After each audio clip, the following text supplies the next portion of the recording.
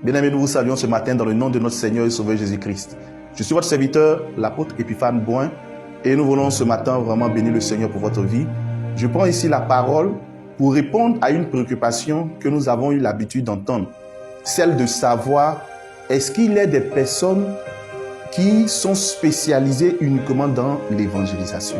C'est-à-dire, est-ce que dans la maison de Dieu, il y a des personnes à qui le fardeau de l'évangélisation revient de manière personnelle? À cette réponse, je dirais clairement que il est vrai que Jésus, quand nous lisons le livre de Éphésiens, en son chapitre 4, le verset 11, a fait don à l'Église des ministères, au nombre desquels le ministère apostolique, le ministère prophétique, le ministère de l'évangéliste, le ministère du docteur et celui du pasteur.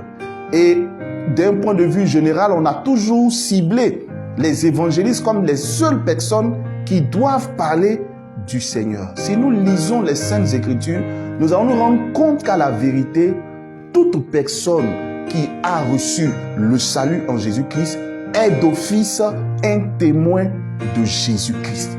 Donc tout chrétien est appelé à évangéliser.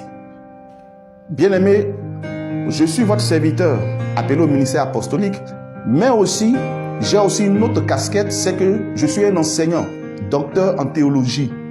Mais ça ne m'a pas empêché de sortir pour parler de Jésus. Parce qu'à la vérité, bien-aimés, c'est un honneur pour nous de parler de notre Maître.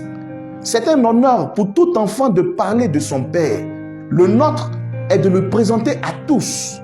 Et puisque Jésus lui-même sortait dans les rues, allait de lieu en lieu, Actes chapitre 10, le verset 38 le dit, il sillonnait les villes et faisait du bien aux âmes. Qui sommes-nous pour nous dérober à la tâche qu'est l'évangélisation? Pour dire à un homme, peu importe ton ministère, peu importe ta position, nous sommes tous des témoins de Jésus-Christ. Actes chapitre 1, le verset 8 dit, mais vous recevrez une puissance, le Saint-Esprit survenant sur vous, et vous serez mes témoins. À Jérusalem, dans la Judée, dans la Samarie, jusqu'aux extrémités de la terre. Bien-aimés, nous avons tous reçu le Saint-Esprit. Nous sommes d'office, tous envoyés par le Maître. Alors cessons de nous cacher derrière des raisonnements. Cessons de prétester que notre appel n'est pas l'évangélisation. Frères, nous sommes tous des évangélistes. Nous sommes tous des personnes appelées à évangéliser.